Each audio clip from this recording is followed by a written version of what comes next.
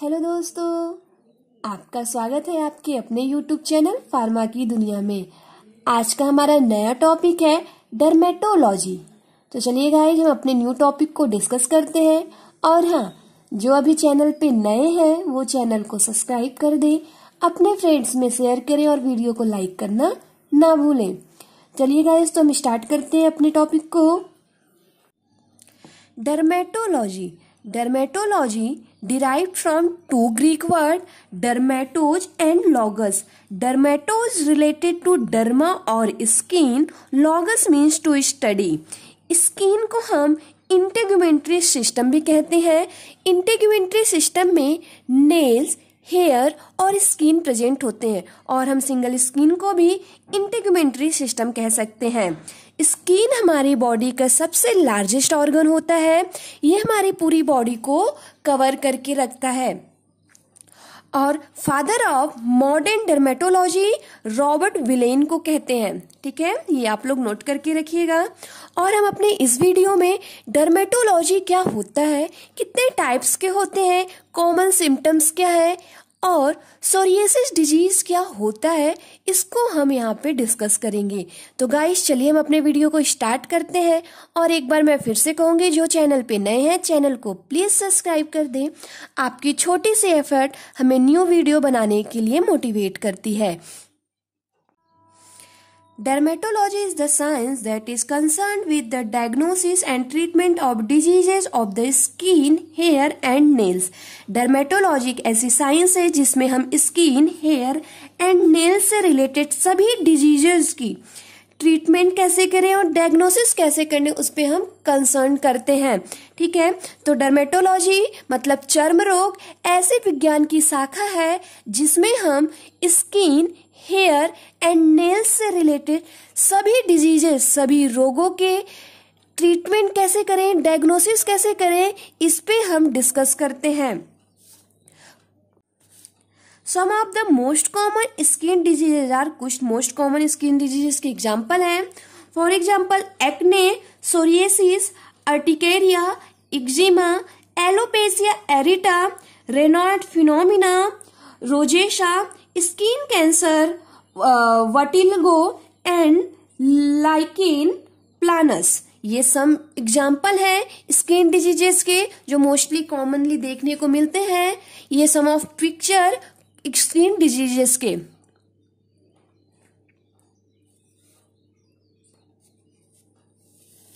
Next हमारा symptoms कुछ common symptom जो स्किन डिजीजेज में देखने को मिलते हैं।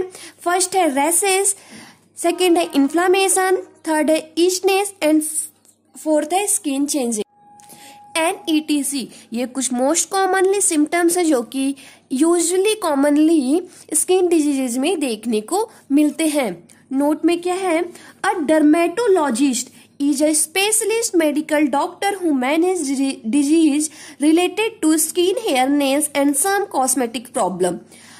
जो हमारे स्किन, हेयर एंड नेल से रिलेटेड डिजीज के स्पेशलिस्ट होते हैं, मेडिकल डॉक्टर होते हैं, उनको हम डर्मेटोलॉजिस्ट बोलते हैं। ये ऑप्शनेबल क्वेश्चन के लिए इंपॉर्टेंट है, आप इनको लर्न करें कि जो हमारे स्किन और हेयर नेल्स से रिलेटेड डिजीजेस की ट्रीटमेंट करते हैं, जो डॉक्टर है उनको हम क्या बोलते हैं, जो स्पेशलिस्ट होते हैं उनको हम डर्मेटोलॉजिस्ट बोलते हैं, मतलब चर्म रोग विशेषज्ञ। डर्मेटोलॉजिस्ट का मतलब चर्म रोग विशेषज्ञ। ठीक है, जो हमारे चर्म रोग की इलाज करें उनको हम चर्म रोग विशेषज्ञ बोलते हैं।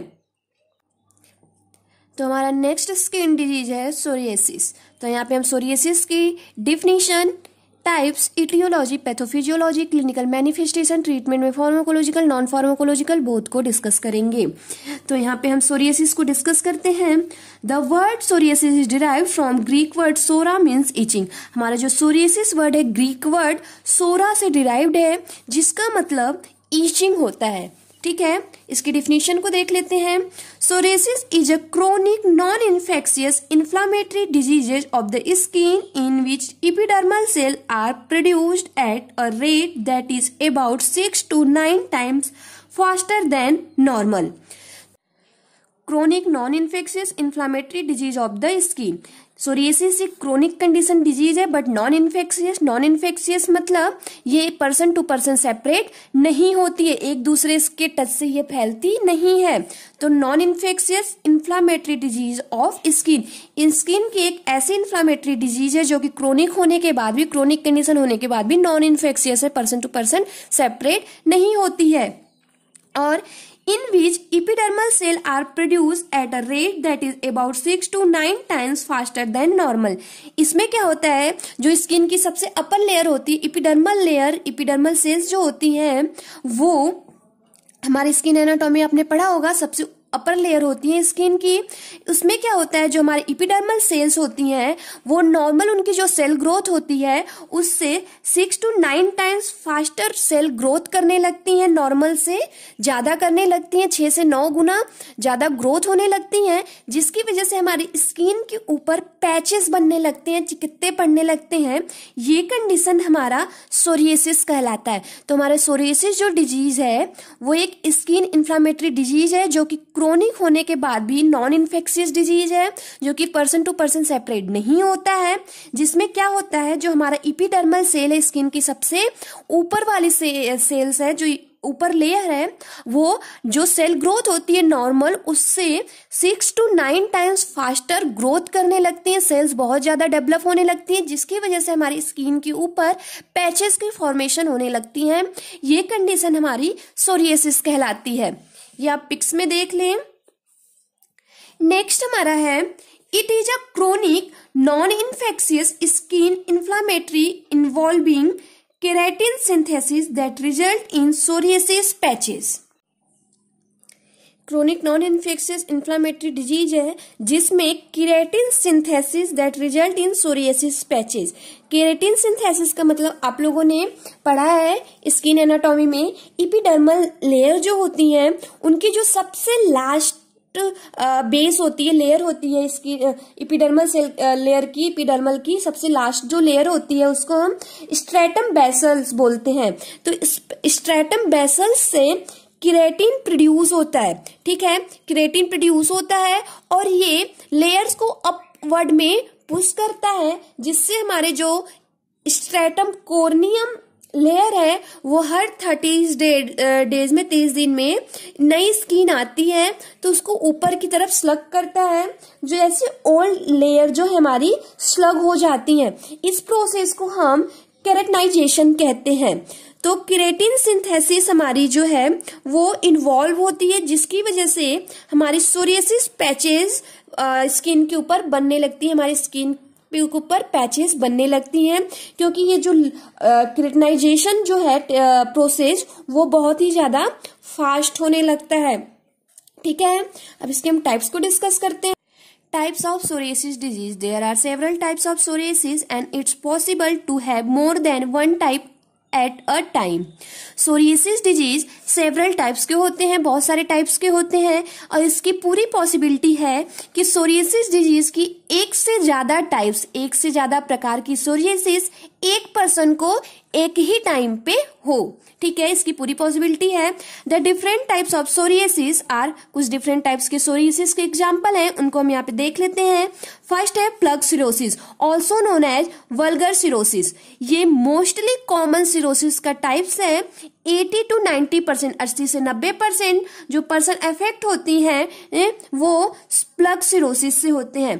प्लग सिरोसिस में क्या होता है, थिक पैचेस का फॉर्मेशन होता है स्किन पे हमारे थिक पैचेस बनते हैं जिसको हम प्लग बोलते हैं। ठीक है, पैचेस का फॉर्मेशन, एक्स्ट्रा सेल ग्रोथ होते हैं, एपिडर्मल सेल एक्स्ट्रा ग्रोथ होने से स्किन पे पैचेस बनते हैं जिनको हम प्लग कहते हैं। ये जो प्लग्स बनते हैं वो ड्राई होते हैं, थीन होते हैं और सिल्वर कलर से कोटेड होते हैं। प्लग डिफरेंट साइज के होते हैं और स्मॉल प्लग्स मिला के लार्ज प्लग्स का फॉर्मेशन करते हैं, लार्ज प्लग्स बनाते हैं। ये यूजली जो प्लग्स है ये हमारे स्कैल्प, एल्बो, नी और लोअर बैक पर ज्यादा कर कॉमनली डेवलप होता है। ठीक है, ये आप पिक्चर्स में देख लें। नेक्स्ट है गट-टेट सिरोसिस। गट-टेट सिरोसिस में इसमें क्या होता है, टीनी बम्प्स अपीयर होते हैं स्किन पे सडनली हमारी स्किन के ऊपर टीनी बम्प्स जो है वो अपीयर होने लगते हैं। ये हमारे बम्प्स जो है वो कवर करते हैं हमारे लेग्स, आर्म, ठीक है, लेग्स, आर्म को यूजली कवर करते हैं। सम टाइम में ये फेस, स्कल्प एंड ईयर को भी कवर करते हैं। ये जो बम्प्स होते हैं स्मॉल और स्केली होते हैं, यूजली पिंक कलर के दाने जैसी फॉर्मेशन होती है, आप पिक्चर्स में देख लें, ठीक है। ये सिम्टम्स टेम्पोररी होता है, ये क्लियर हो जाता है फ्यू वीक्स और मंथ विदाउट ट्रीटमेंट, कुछ सप्ताह और कुछ महीनों में ये विदाउट ट्रीटमेंट ये क्लियर हो जाता है। नेक्स्ट हम देखते हैं इनवर्स सिरोसिस, रिवर्स सोरियासिस में क्या होता है, ये सोरियासिस यूजली उस एरिया में डेवलप होती हैं जहां स्किन से स्किन टच होता है, जो हमारी स्किन से स्किन टच होता है, like armpits, genital and series of the buttocks, ठीक है। हमारे जेनाइटल एरिया है, आर्मपिट एंड बटक के एरिया में यूजली ये सिरोसिस देखने को मिलती है जहां पे हमारी स्किन से स्किन टच होती है।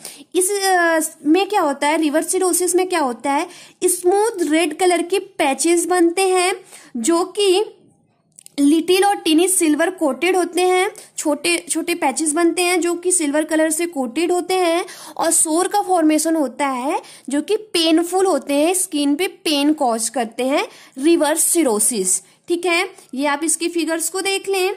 नेक्स्ट हमारा है पस्टुलर सिरोसिस। पस्टुलर सिरोसिस क्या होता है, ये कॉज करता है पस फील्ड बम्प्स, जो पस बम्प्स जो छोटे छोटे दानों का फॉर्मेशन होगा जिसके अंदर पस भरा होगा, ठीक है, पस फील्ड बम्प्स का फॉर्मेशन करते हैं। ये यूजली हमारे फीट और हैंड्स पे देखने को मिलते हैं। ये बम्प्स हमारे यूजली फीट एंड बम्प्स पे हैंड पे देखने को मिलते हैं। ये जो पस होते हैं इसमें हम क्या नोटिस करते हैं, रेड कलर के बम्प्स का फॉर्मेशन होता है, जो डॉट लगे होते हैं, रेड कलर के डॉटेड फॉर्मेशन होता है जो कि बम्प्स जो है वो पस से भरे होते हैं, और एक्सट्रीमली सोर और पेनफुल होता है, बहुत ज्यादा पेन कॉज करते हैं, ठीक है। और कभी कभी ये बम्प्स जो है, जो पस से भरा हुआ बम्प्स है वो ड्राई होता है, ठीक है। और यूजली जो पस्टुलर सिरोसिस है ये वॉकिंग करने के टाइम पे, जैसे हैंड से कोई काम कर रहे हैं या चल रहे हैं तो बहुत ज्यादा सीवियर पेन कॉज करता है, क्योंकि ये यूजुअली हमारे हैंड्स और फीट पे देखने को मिलता है। पस्टुलर सिरोसिस 2 टाइप्स के होते हैं, एक पस्टुलर सिरोसिस होता है, नेक्स्ट पस्टुलर जनरलाइज्ड सिरोसिस होता है। पस्टुलर जनरलाइज्ड सिरोसिस में क्या होता है, पूरे स्किन पे ये लाइफ थ्रेटनिंग डिजीज है, सीरियस कंडीशन होता है, रेयर टाइप्स का डिजीज होता है। इसमें pus filled bumps to develop on much of the skin, पूरे स्किन पे बम्प्स जो है उसका डेवलपमेंट होता है जो कि पस से भरे होते हैं, ठीक है। इससे पूरी बॉडी हमारी अफेक्टेड होती है, ठीक है। आप इसकी फिगर्स एंड कुछ पॉइंट्स को पढ़ लीजिएगा, ये मैंने ऑलरेडी मेंशन किया हुआ है। नेक्स्ट है इरिथ्रोडर्मिक में क्या होता है, ये भी लाइफ थ्रेटनिंग डिजीज है। इस टाइप की डिजीज में हमारे जो स्किन है ऐसा लगता है कि वो जल गया है पूरी तरीके से, इसलिए रेडिश कलर की हमारी स्किन दिखने लगती है, और यूजली बहुत ज्यादा फीवर रहता है, एक्सट्रीमली हमारी जो टेम्परेचर है हाई रहता है, हमारे पल्स बहुत ज्यादा तेज रहते हैं, ठीक है। इरिथ्रोडर्मिक, जैसे जलने के बाद पूरा ऐसी स्किन रेड हो जाती है, वैसी स्किन आपको दिख रही है फिगर में। नेक्स्ट है नेल सिरोसिस में क्या होता है, हमारे जो नेल्स हैं वो येलो ब्राउन डिस्कलर्ड हो जाते हैं, क्रम्पिंग रफ हमारे नेल्स हो जाते हैं, ठीक है, हमारे नेल्स बहुत ही ज्यादा डैमेज रहते हैं नेल सिरोसिस में। नेक्स्ट है सोरियाटिक अर्थराइटिस, जिनको भी सोरियासिस डिजीज हुआ है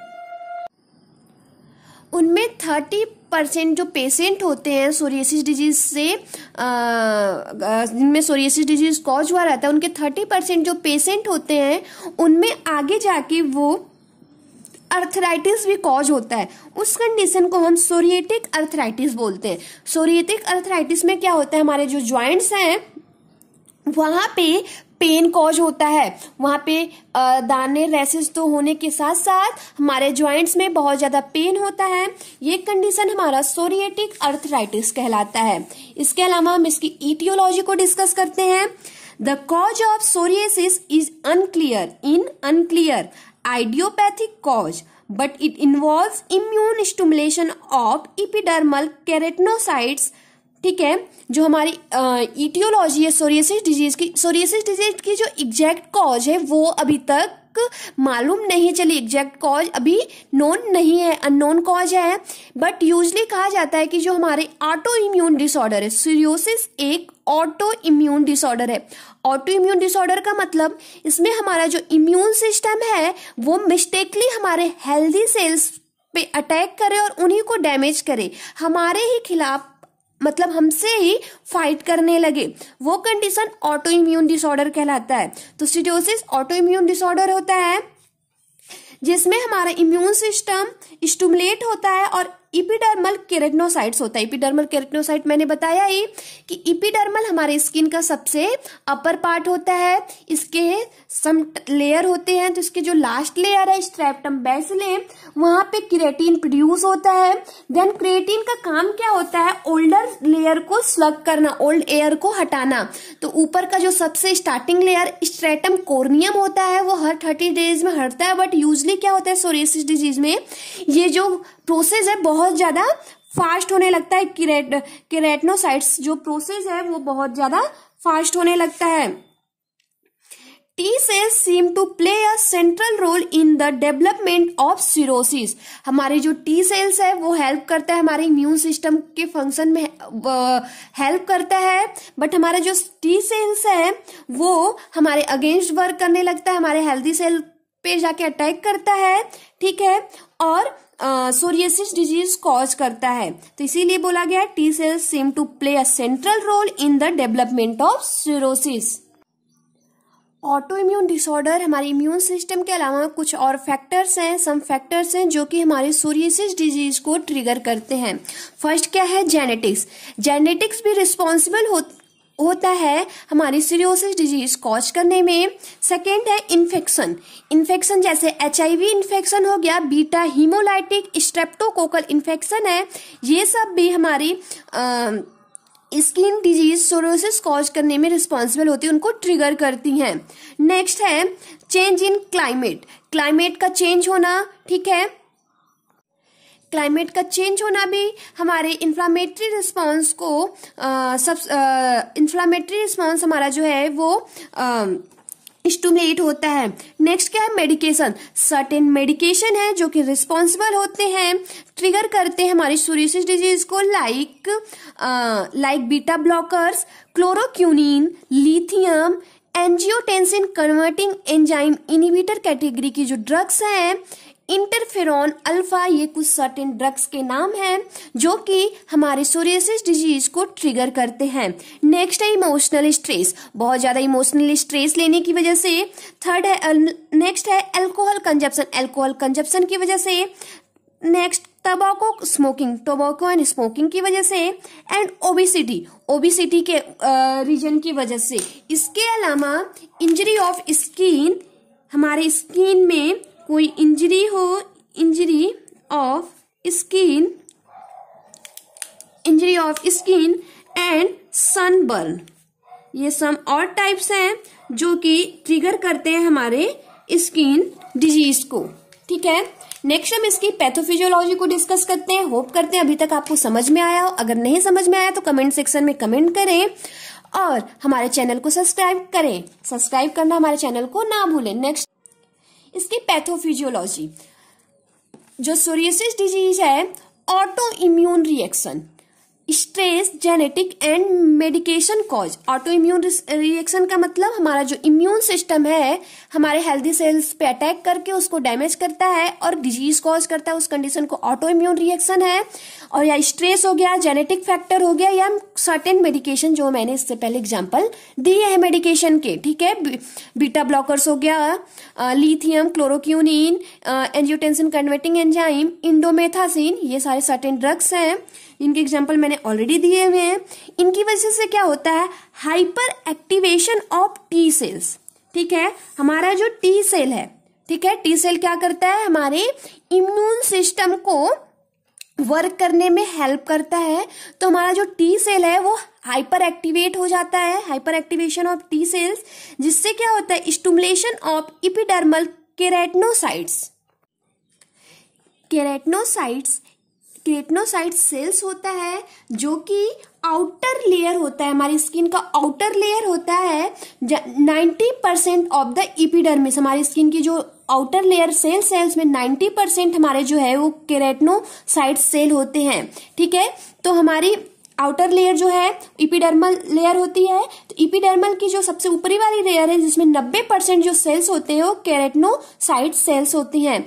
तो वो हमारी स्टिमुलेट हो जाती हैं, जिसकी वजह से डीग्रैनुलेटेड इन्फ्लामेटरी प्रोसेस, हमारी जो इन्फ्लामेटरी प्रोसेस है वो डीग्रैनुलेट हो जाती है। इसकी वजह से क्या होता है, large production of various cytokines, बहुत ज्यादा अमाउंट में साइटोकाइंस, वेरियस साइटोकाइंस का प्रोडक्शन होता है। साइटोकाइंस क्या करते हैं, इन्फ्लामेटरी मीडिएटर्स, इन्फ्लामेशन कॉज करने में रोल प्ले करते हैं, हेल्प करते हैं।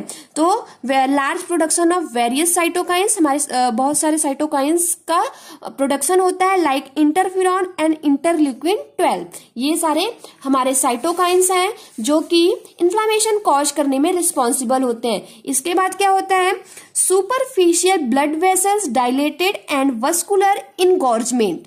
ठीक है, superficial blood vessels dilated, superficial blood vessels dilated मतलब हमारे जो ब्लड वेसल्स हैं, ठीक है, इन स्किन की सरफेस पे ब्लड का फ्लो जो है इंक्रीज हो जाता है, जो कि एक सीरियस कंडीशन है। एंड वेस्कुलर इनगॉर्जमेंट, हमारे वेस्कुलर जो है इनगॉर्जमेंट का मतलब हमारी जो ब्रेस्ट फीडिंग है वो इनगॉर्जमेंट हो जाती है। Next, epidermal hyperplasia.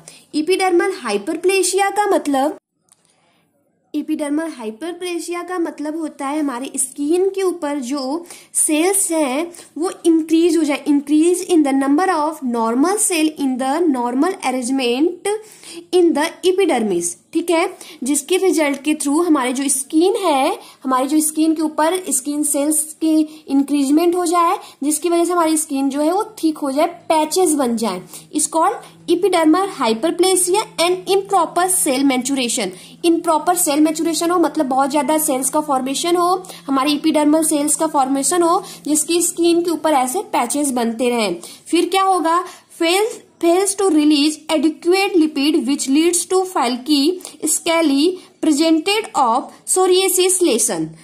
इसके रिजल्ट के थ्रू क्या होता है, हमारे स्किन के ऊपर रैसेस होते हैं, इन्फ्लामेशन होती है, scaly presentation of psoriasis lesson, सोर का फॉर्मेशन होना स्टार्ट हो जाता है।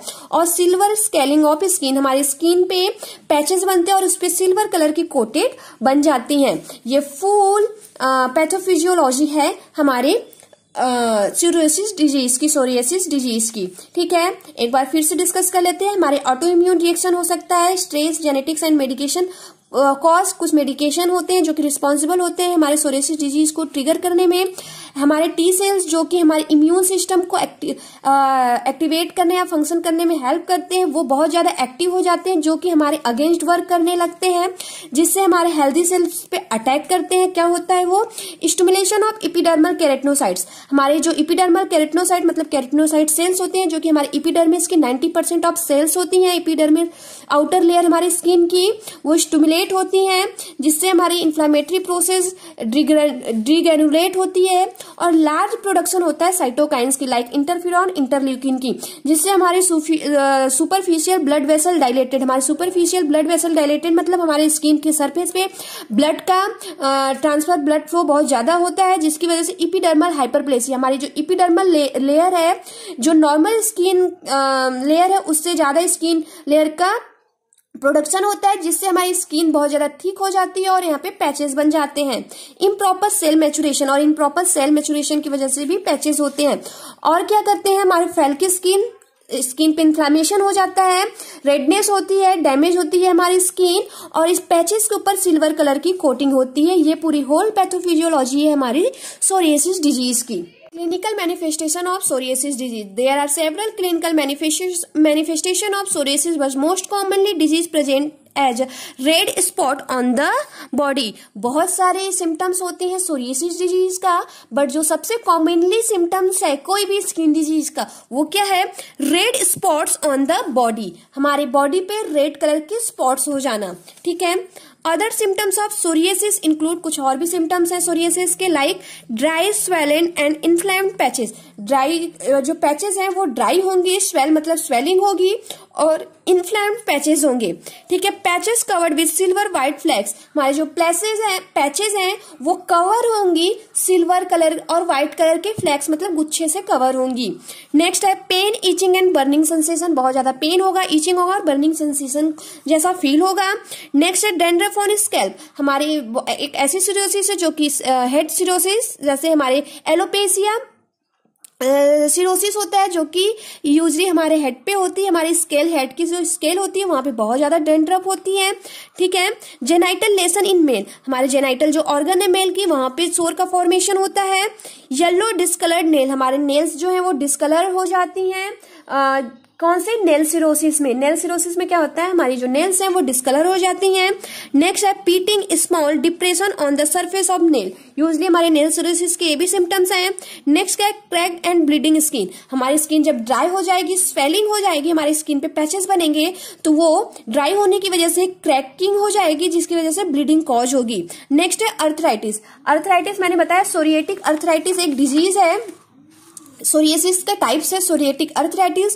कोई भी सोरियासिस डिजीज हुआ है किसी को जिसमें से 30% पेशेंट को आगे चल के वो अर्थराइटिस भी कॉज होता है, जो कि उनको स्मॉल पैचेस, रेडनेस, उनकी स्किन रैशेस हुए ही रहते हैं, उसके बाद भी उनके ज्वाइंट्स में पेन होता है, अर्थराइटिस कॉज होता है, उस कंडीशन को सोरियाटिक अर्थराइटिस बोलते हैं। ये कॉमन सिम्टम्स हैं जो कि सोरियासिस डिजीज में देखने को मिलते हैं, ठीक है। इसके हम ट्रीटमेंट को अब डिस्कस कर लेते हैं। फर्स्ट है non pharmacological treatment. Non pharmacological treatment को देखते हैं। फर्स्ट है लाइफ स्टाइल मॉडिफिकेशन, हम अपने लाइफ स्टाइल को मॉडिफिकेशन करें। न्यूट्रिशनल एडवाइस, अच्छा खाएं। स्ट्रेस रिडक्शन थेरेपी, मैंने बोला था इमोशनल स्ट्रेस भी एक ट्रिगर फैक्टर है जो कि कॉज करता है सोरियासिस, तो हम स्ट्रेस रिडक्शन थेरेपी लें। लाइफ स्टाइल मॉडिफिकेशन मतलब अल्कोहल ना ले, तंबाकू ना ले, ओबिसिटी मेंटेन करके रखें, ओबिसिटी ना हो, ठीक है, ओबिसिटी को कम करें, मेंटेन नहीं करें, कम करें। न्यूट्रिशनल एडवाइस, ये सब चीजें नहीं खाएंगे तभी ओबिसिटी मेंटेन रहेगी, कम होगी। नेक्स्ट है एडजंक्ट सच एज सनशाइन सी बाथिंग, ठीक है, हमारे सी बाथिंग और सनशाइन बाथिंग को भी अवॉइड करना चाहिए। Next pharmacological treatment. Pharmacological treatment को हम डिस्कस कर लेते हैं। फार्माकोलॉजिकल ट्रीटमेंट, इसके 3 रूट्स हैं, ठीक है। फर्स्ट क्या है, टॉपिकल थेरेपी।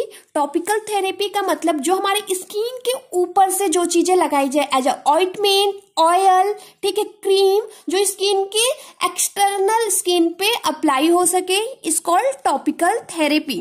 नेक्स्ट क्या है, सिस्टेमिक थेरेपी। सिस्टेमिक थेरेपी मतलब जो ड्रग्स है वो हमारे सिस्टेमिक सर्कुलेशन में जाए, वाया ओरल इंजेक्शन के थ्रू वो हमारे सिस्टेमिक सर्कुलेशन में जाए, ठीक है। नेक्स्ट है फोटोथेरेपी। फोटोथेरेपी का मतलब जो हम अल्ट्रावायलेट लाइट्स के थ्रू उनको थेरेपी दें और डिजीज को ट्रीट करने में हेल्प होती है, अल्ट्रावायलेट यूवी लाइट्स जो है उनके थ्रू, ठीक है। तो फोटोथेरेपी, ये 3 फार्माकोलॉजिकल ट्रीटमेंट है, टॉपिकल, सिस्टमिक एंड फोटो। तो हम फर्स्ट डिस्कस करते हैं टॉपिकल थेरेपी को। टॉपिकल थेरेपी में 2 ड्रग्स है, first line drug and second line drug. First line drug क्या है, केरेटोलाइटिक एजेंट, इसमें क्या एग्जांपल है, एंथ्रालिन एंड यूरिया, 2 एग्जांपल है ड्रग्स के, यूजुअली ये ड्रग्स दिए जाते हैं। नेक्स्ट है कॉर्टिकोस्टेरॉइड।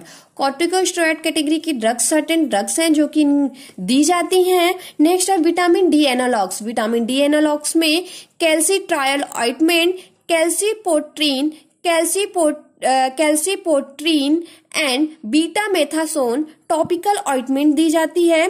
और नेक्स्ट है टेजारोटीन। टेजारोटीन भी टॉपिकल रूट से ये ड्रग्स दी जाती है, ये इसकी फर्स्ट लाइन ड्रग है। सेकेंड लाइन ड्रग में कोलतार और एंथ्रालिन, ठीक है। कोलतार क्या है, बहुत ही कॉमनली यूज होता है, जो कि बहुत ही इफेक्टिव ड्रग्स है। नेक्स्ट क्या है, सिस्टमिक थेरेपी में एसिटेरिन, साइक्लोस्पोरिन, एसिटेरिन इसकी फर्स्ट लाइन ड्रग है। बाकी जो एग्जाम्पल है साइक्लोस्पोरिन, सल्फलाजाइन, 6-थायोगुआनिन, मिथोट्रिक्सेट, हाइड्रोक्सीयूरिया इसकी सेकेंड लाइन ड्रग है। और नेक्स्ट फोटोथेरेपी, ये सर्टेन ड्रग्स हैं जो कि यूज होते हैं हमारी सोरियासिस डिजीज को ट्रीट करने के लिए, ठीक है। इसके अलावा कुछ ऐसे ड्रग्स हैं जो कि कॉम्बिनेशन के रूप में दिए जाते हैं, कॉम्बिनेशन थेरेपी, कॉम्बिनेशन रूप में ड्रग्स दिए जाते हैं जो भी ट्रीट करते हैं हमारी सोरियासिस डिजीज को। अगर आप लोगों को कोई भी डाउट हो हमारे इस टॉपिक से रिलेटेड, आप कमेंट सेक्शन में एक बार जरूर कमेंट करें और हमारे चैनल को लाइक, सब्सक्राइब और शेयर करें। आपकी छोटी सी एफर्ट हमें न्यू वीडियो बनाने के लिए मोटिवेट करती है। Thank you so much guys हमारे वीडियो को अंत तक देखने के लिए।